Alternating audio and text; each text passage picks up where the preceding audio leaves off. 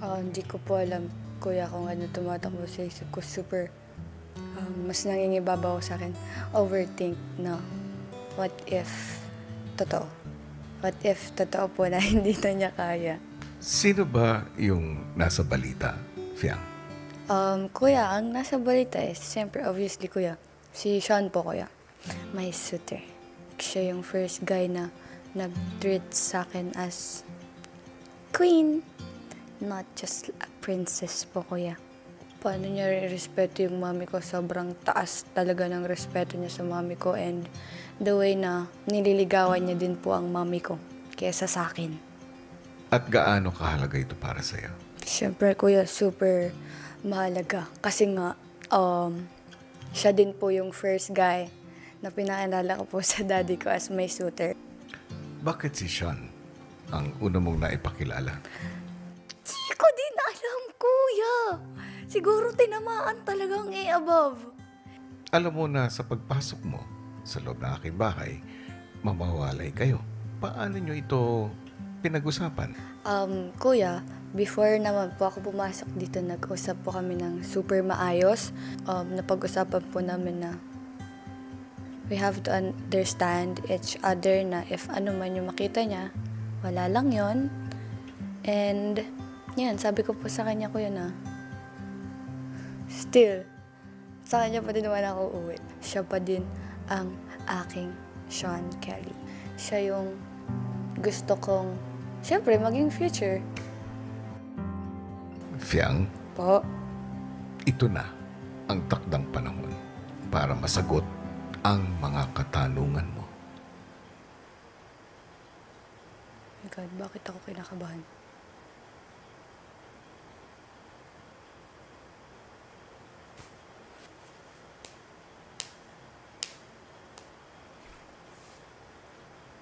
Hey Aki, kamusta ka na?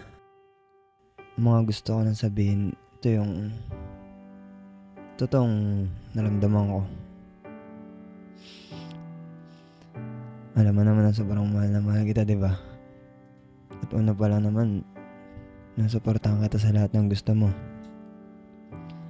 Lalo na ngayon sa mga pangarap mo, di ba? Ayun, gusto ko lang ding malaman mo na naging masakit para sa akin lahat ng napapanood ko, Aki. Basta hindi naging madali sa akin. Pinaglaban ko yung nararamdaman ko hanggang kaya ko, hanggang sa dumating yung pagkakataon na kinailangan ko ng taong masasabihin ng lahat ng nararamdaman ko.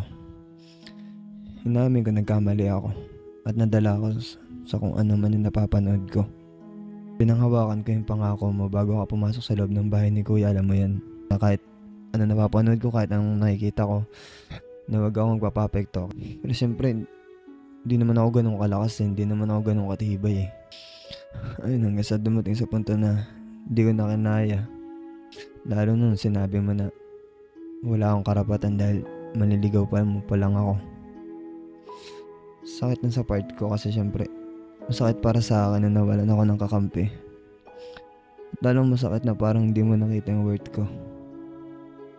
Pero kahit ganun, masaya ako sa narating mo at patuloy kitang susuportahan kahit na hindi na ako yung kasama mo sa pangarap mo.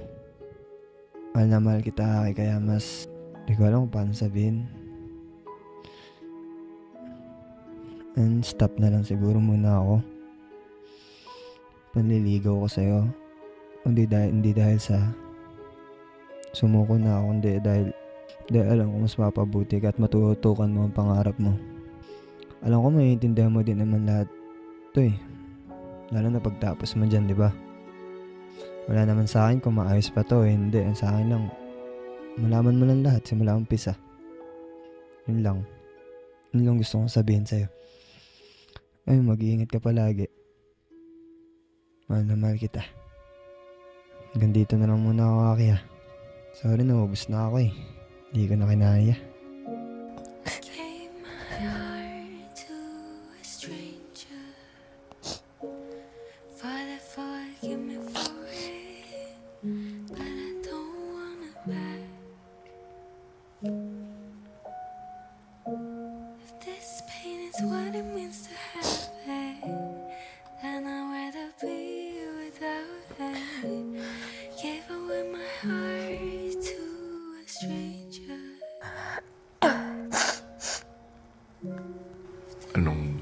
sinasabi ng puso mo ngayon? Masakit, kuya. I feel betrayed.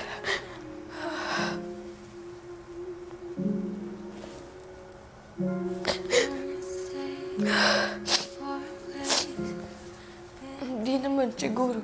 Ay, naiiyak na talaga ng sobrang babae na to.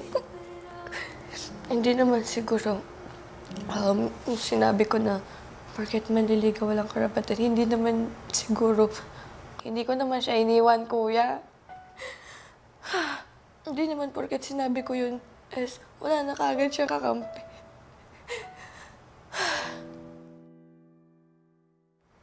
Yeah, kuya, it's really masakit. Kasi all this time, akala ko ako pa din. Hindi na pala. All this time, kahit yung mga napapanood niya. And hindi ko alam, kuya, kung anong mangyayari na. Kung desisyon niya yun, I respect that. Pero if ever na he needs me 24/7, free ako for him, kuya.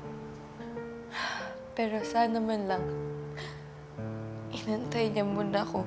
So, para makapag-usap kami ng maayos. Pero, siguro, kuya, hindi ko naman siya masisisi. Lalawakan ko na lang yung pag-iintindi ko, kuya. Kuya, sobrang sakit.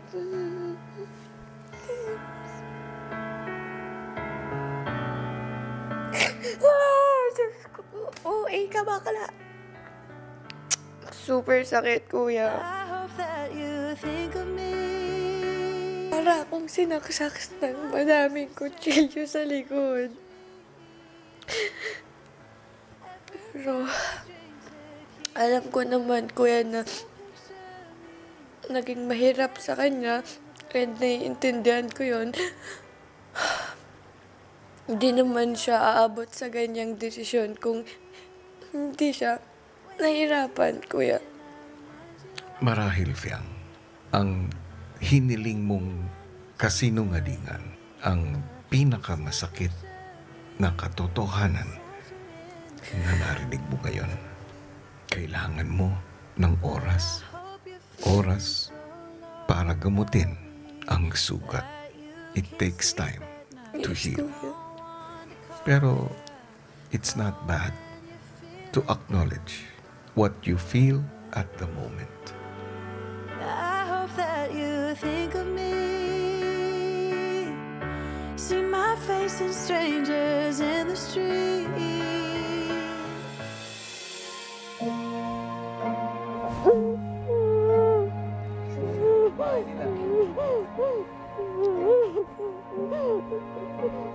Ay, ako na. Ayoko na. Pinoy.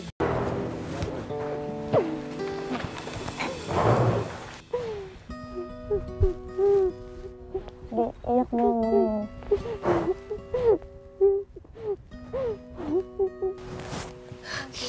He cheated on me.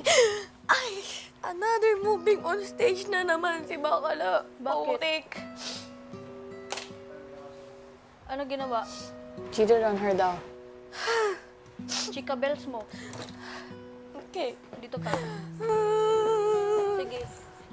Where to go? So, it's true. Hindi na niya kinayas. Inamin niya sa akin.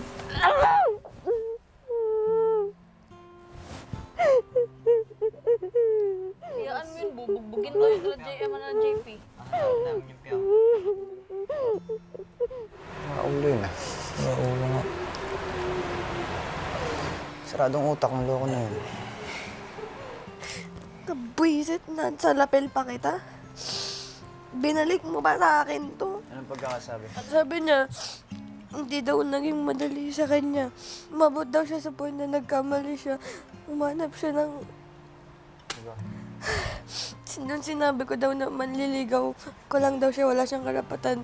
para daw siya nawalan ng kakampi. Baka lang hanggang ngayon nga lumalaban ako. Porket sinabi ko ba yun? Ibig sabihin ba nun, hindi ko na siya kakampi? Hindi niya nagawang sabihin sa'yo ng personal eh. Dito na naman sa tiswasyodan, niloko na naman ako. Wag na mag-boyfriend! Nagsasawa na. Sabi pa namang lalaki dyan, sabi ko nga kanina. Wala naman ako sinasabing wala ng lalaki. Masakit lang! Tawag mo sa amin na ate kulit, ha? Nasa picture Ilabas mo lang ang all the emotions. Ay, ayoko na. Ayoko na. Lutuin natin yung mga picture na yun. Sa pagkakataong ito ay masakit na katotohanan nga ang hinarap ni Fiang at hindi biglay. Kahit mapait ang dalang balita ni Kuya para kay Fiang, naniniwala pa rin ito na sa takdang panahon ay mas makakapag-usap sila ni Fiang at siya ng masinsinan at maririnig ang panig ng isa't isa. Ipinahati din ni Kuya ang taus-pusong pasasalamat kay Daddy Raul, Mommy Mel at kay Sean sa kanilang pagpapaunlak at pagbibigay suporta kina Rain, JP at Fiang. Hiling din namin, 10 ng lahat ng bumubuo ng Pinoy Big Brother Gen 11 na muli, maging maingat at responsable po tayo sa mga komentong ating ipopost patungkol sa buhay ng ating housemates at ng kanilang pamilya, kaibigan at mga taong may kinalaman sa kanila. Hindi po namin ito-tolerate ang mga negatibong atake, lalong-lalo na ang pagbabanta o grave threat na maituturing na isang criminal offense. Abangan bukas!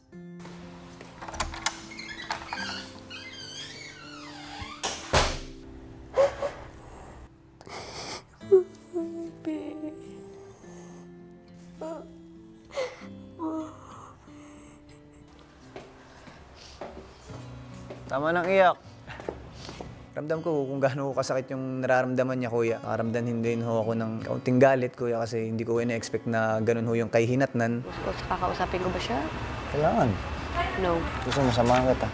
Sayang. Mahal na mahal ko pa naman si Bakla. Sino na ang susunod na